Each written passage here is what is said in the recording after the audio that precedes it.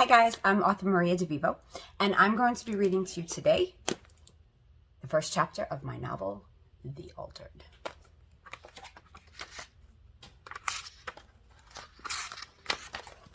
Chapter 1. I always like the sound the house makes when it wakes up. There's that kind of weird silence followed by the gradual tones and shifts through the walls. Usually, the roof creaks when the first light hits it, and the floorboards crackle. Even though the house is only 10 years old, it still makes those morning settling noises, like it's stretching its arms to start the day, readying itself for the onslaught of feet and hands that will soon make their way over every inch of it. The first person to wake up is my mom, always. She has some weird internal clock thing going on and swears to God that ever since my sister Sydney was born, she can't sleep past 6 a.m. Ever. She's loudly fussing with brown paper bags for our lunches for today. Now, I've told her 1,000 times that I end up throwing it out. I mean, really, what high school senior do you know who still brings his own lunch to school? But she does it anyway. I guess she means well. Dad's up next. He has an alarm clock that I hear through the wall. It's a muffled sound, like something underwater. I hear him smack it off, mumble some morning obscenity, and hop into the shower. When the water turns on, that's Sydney's cue to wake up. Her bedroom is on the other side of theirs. The head of her bed lines up directly with the back wall of my parents' shower. Sydney is 9 and loud. She does whatever 9-year-old girls do when they wake up and runs down the hall to meet Mom in the kitchen. And that's my cue to get up. But I don't. Not right now. I don't want to go to school today. I don't want to sit in some boring classes and hear about some boring stuff I'm not going to need or use at any point in my life. Even seeing Lana Anderson in 5th period isn't enough for me to pull the covers off my body and do my morning routine. I don't have the strength. I don't have the will. What the hell does it matter anyway? "Griffin!" Sydney yells from down the hallway. "Yeah," I yell back after a long pause. "Come on, Griffin, we're gonna be late. Mommy says you have to walk with me to the bus stop." She's such a whiny little thing, but I guess all girls that age are. "No, I don't. I'm driving," I retaliate. She starts stamping closer to my room. Her footfalls are heavy on the porcelain tile in the hallway, the soles of her grown-up girl shoes clicking and clacking like tap shoes on a dancer. My bedroom door flings open, and she dramatically exhales. I duck under the covers, hoping she'll just go away, just go away, just go away. "Don't you remember?" she says slowly in her annoying sister voice as she stands in the doorway. "Daddy has to take the car to the shop and needs your car for work. You have to take the bus today." I forgot. Now I'm pissed. What high school senior do you know takes the bus to school? She's still standing there, her shoes still tapping against the metal threshold. She exhales again. "Jesus Christ, Sid!" I say angrily as I throw off the covers and sit up. Sydney's standing in my doorway. Her neck is twisted to one side. Blood drips from the side of her head, making a gentle tapping sound against the metal threshold. Fear grips me for a brief second, and I jolt. I wake up. I'm not in my house. My parents are not in morning routine mode. Sydney is not nagging me to get out of bed. Those people don't exist anymore. And it has been quite some time since I've seen them, even in my dreams. The room I wake up in is white, sterile. It smells like medicine, like antibacterial soap in a hospital or something. I'm wearing a white gown, and there's some sticky circle thing attached to my chest. I'm on a metal gurney. This has to be a hospital. The sticky circle on my chest has a wire attached to it, but it hangs on the floor. There are no machines or monitors in the room. I'm very unhospital-like, but I'm clean. That much I know for sure. There's no stench of death or bile or rotten meat. No smell of infection. I reach my hand up to touch my face. My hands are clean, fingernails cut and probably highly sanitized. When my finger reaches my cheek, rough stubble on the sides of my face, chin, and upper lip scratch at my fingertips. I've never let my face get this stubbly. God knows how long it's been since I've shaved. I look down at my right arm. And there's a bruise and small hole in the crook on the opposite side of my elbow. Medicine, probably. Antibiotics, fluids, whatever else they give you in a hospital. I sit up and look around the room. There's nothing here but me. A door and a mirror. And I've seen one too many movies to know that that's not just any mirror. There's someone there, watching me. And wouldn't you know it, the second I swivel my legs off the gurney to stand up, the door flies open and a man wearing a white suit enters the room. White suit? That day in the city? Flesh in my mouth? Purple gas cloud. "You're awake. That's good," he says nervously from behind his face gear. His voice sounds almost mechanical, and he's breathing heavily. I stare at him. I'm not sure if I can talk. I don't really want to, but could I if I tried? My vocal cords still work? Am I normal again? "Dr. Halston will be taking you down to the observation room now that you're up," he continues as he moves closer to me with a jerky, awkward motion. Maybe it's the suit, but I swear he's afraid. No, I can tell. He's afraid. I inhale deeply and smell the sweat coating the palms of his hands. Even though he's wearing those big, bulky gloves, I could smell it. I smell him, his flesh, his fear, that lightly roasted aroma. It's faint, but I know it's there. I have an awareness of this man's body, but there's an absence of the hunger. I don't have the urge to eat his face, and I don't have the need to devour his entrails. I'm not hungry, not driven. I have the memory of the hunger, the need, the taste. I have the memory of it all, but I'm not hungry. "Are you hungry?" he asks. I roll my eyes. He gives a slight chuckle, a nervous chuckle. "Can you stand up?" My shoulders rise in a, gesture. I'm afraid to open my mouth to speak. Afraid to try. Afraid of what my voice will sound like. "Can you talk?" I roll my eyes again. He moves closer to me, removes his gloves and places them next to me on the gurney. He seems a little more relaxed as he reaches into his pocket and takes out a small flashlight, like something from a doctor's office. "Open your eyes wide," he instructs as he aims the ray of light into my pupils. Okay. Open your mouth and say ah." I open my mouth, but no sound comes out. I don't allow it to. "Okay, very good," he continues as he removes his face gear and places it on the floor. My mind flashes back. The last man to do that in front of me got my teeth embedded in his face. I instinctively hiss, teeth bared. I don't know why I do it. I'm not hungry. It just happened. The man drops his flashlight and backs away, stumbling over his helmet. Whatever confidence and sense of security he had mustered up is now gone. His face is as white as his suit. Okay, he stammers as he makes his way to the door. "The doctor will be in shortly." He leaves. His scent leaves with him. My head hurts. It throbs.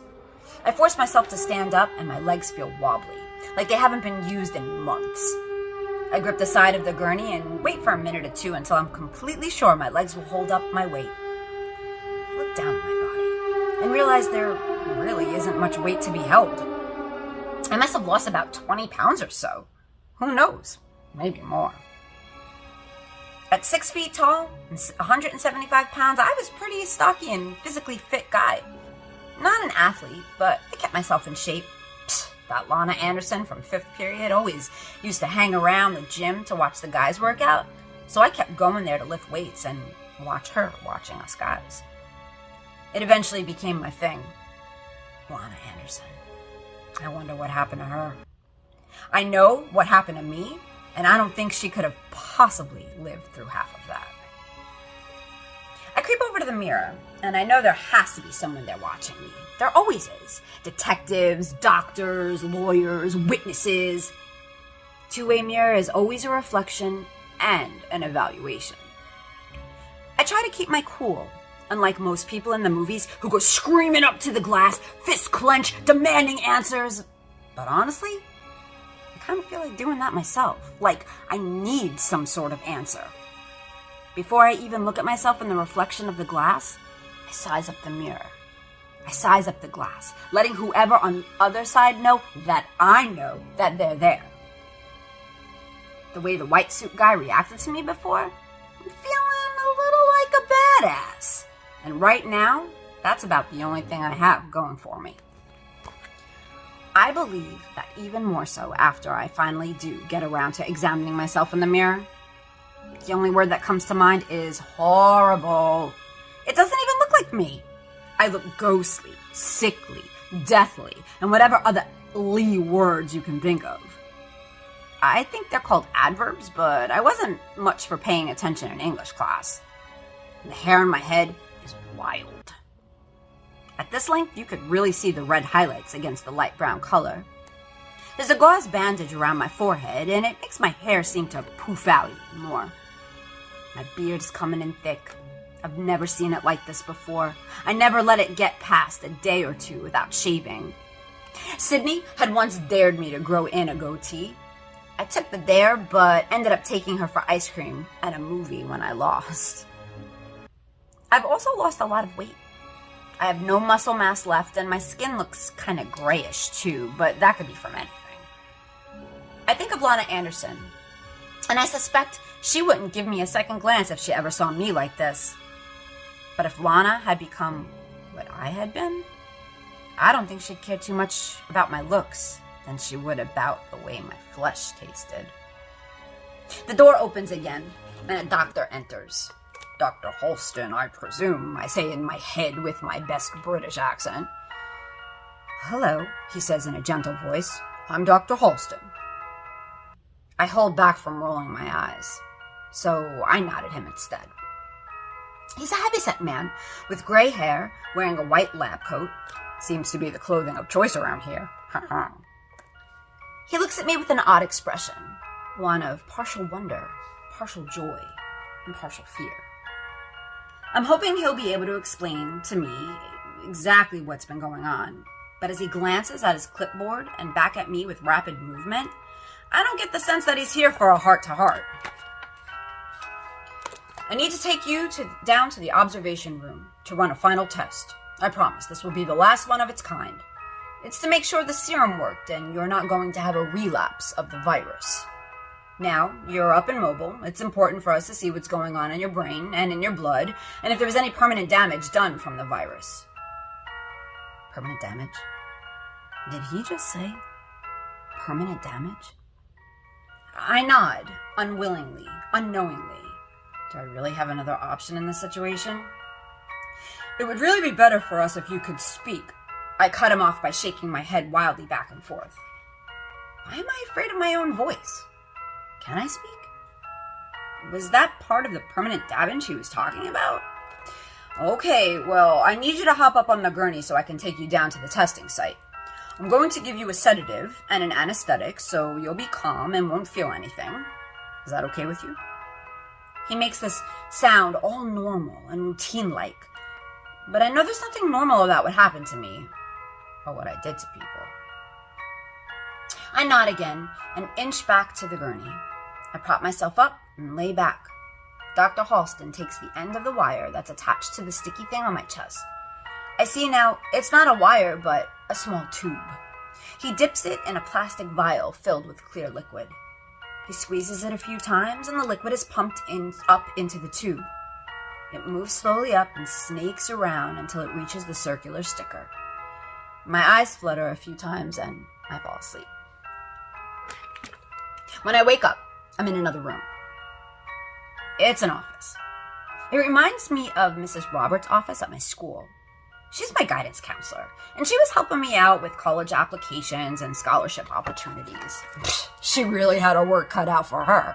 I was a smart kid, but with my work ethic, you'd never know. I scored off the charts on standardized tests, but my class grades outright sucked. Oh, and to boot, I had no athletics behind me. Getting into a good school was going to be hard, but I knew Roberts was calling in some favors for me. She always told me I reminded her of her son. She knew I was good with numbers and was giving me pointers on what field I should get into. Hotel management, business, whatever. I'm 17. I have my whole life to figure that out. Or should I say, had my whole life to figure it out. Because Mrs. Roberts was my guidance counselor before I got sick and started eating people. I'm not hungry, but my stomach rumbles something awful telling me otherwise. Really, I'm not. My mind isn't able to process what food is yet. Before getting sick, I would crave a big juicy burger with bacon and pickles and cheese, well done, almost burnt. Wash it down with a nice ice-cold Coke, maybe some fries on the side. Or Josh and I would go to a baseball game with our dads and get foot-long hot dogs smothered in ketchup. Josh would try to impress my dad by putting on his best New York accent and yelling, "Hot dogs! Get your hot dogs!" Which would, of course, crack us all up. Josh. Before getting sick, I'd crave normal food. But once I changed, once I became, the cravings were quite different. Raw and warm. Nothing dead and nothing from an animal. I learned that one real fast. In the beginning, when I was new, I ate just about anything to see what I could kill that awful hunger pain. By process of elimination, I came to find the only thing that satiated my hunger was flesh. Raw and warm, live, human. But really, there was no true satisfaction. The hunger was always there, always constant. Any scent of human flesh drove me crazy, like Lana Anderson's perfume. She would sit by the window and Mr. Miller would crack it open just so the breeze would come in and her perfume would fill up that room. It sucked when she was absent because the room would just smell like dirty gym socks and stale Frito chips. But when she was there, man, you knew she was there because you could smell her presence. And of course, you had to look at her. You wanted to look at her, wanted to be near her, to smell that smell, and maybe even taste that smell. Live humans did that for me after I got sick. Lana's perfume wouldn't have mattered much. It actually would have been a deterrent. I craved pure, clean, fresh flesh with hot blood pounding against the body's shell. I close my eyes and take a deep breath, and the smell is right there in the room with me like it never left, and a part of me twinges with the craving. But I'm not hungry.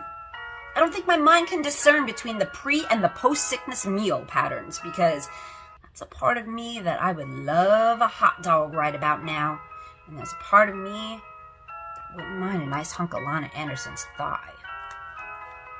I must have dozed off because I'm startled when I hear another voice in the room. I said, "Are you with me?" the voice repeats. I sit up straight. I'm still in the office with the blue walls and beige rug. The couch is black leather and comfortable, and I figured that, yes, I did nod off for a few minutes. I was alone when I first woke up after my test with Dr. Holston, and there's this man sitting across from me in a leather chair. He's wearing a suit. Not a white one, thank God. It's a business suit with a jacket and tie. His hair is jet black, and he's wearing way too much hair gel that should be allowed for men. He has a clipboard in his lap, and he's waving his arm in front of me and snapping his fingers at me. He whistles. Between the snapping and the whistling, he must think I'm a dog or some other type of animal that can be snapped and whistled at. "Hey, hey," he says with 2 quick snaps in my face. My eyes focus, and I tilt my head at him. He settles back and relaxes, glances at his papers, and looks back at me. His eyes peer above the rims of his thin reading glasses. He can't be more than 40, maybe 45 years old. "My name is Dr. Graves," he says finally. "I'm the psychiatrist assigned to evaluate you. This facility has been designated as the Reassimilation Center for any and all of the altered population. After my assessment, which can last an indeterminate amount of time, we will review whether or not you are suitable to rejoin those who have not been infected. You have completed your first battery of physical exams, and according to Dr. Holston, your primary care physician, you have passed with near-perfect results. I've been assigned to you to to test your psychological faculties and anything else of a mental nature," he says nonchalantly, again, like this is all so normal. Then he smiles at me. It's a half smile, really. More of a grin, but it's fake and very telling. I immediately know I don't like this Dr. Graves. There's something behind those black eyes and that phony grin that says I shouldn't trust him. Besides, any 40-something-year-old man who wears that much hair gel certainly can't be trusted. "Let's get started, shall we?" he asks, but it's not really a question. Graves leans over to the end of the table next to his chair and presses a button on a small tape recorder. "This is Dr. Warren J. Graves at the Mount Sinai Reassimilation Center.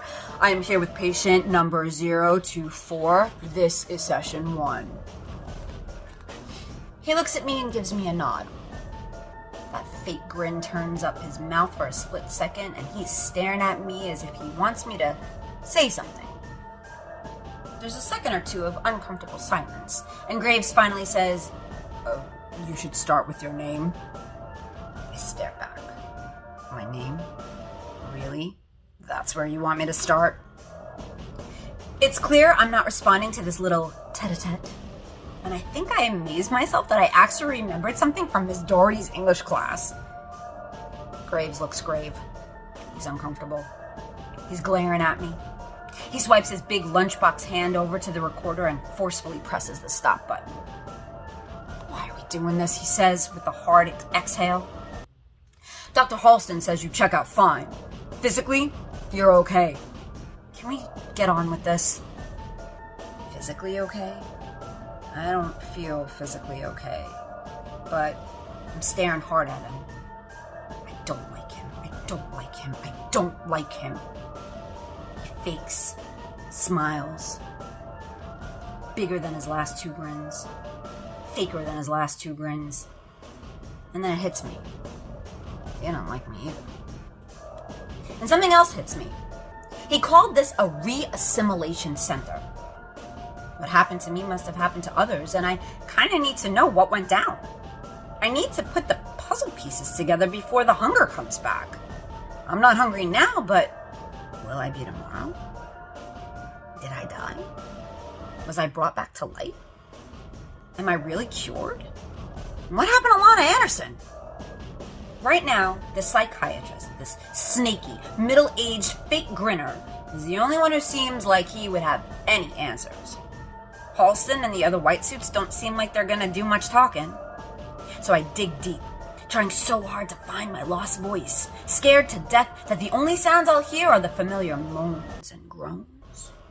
Scared that I'll really wake up and realize this reassimilation center is all a dream, and I'm back in the city street eating the face of a white suit CDC lab tech.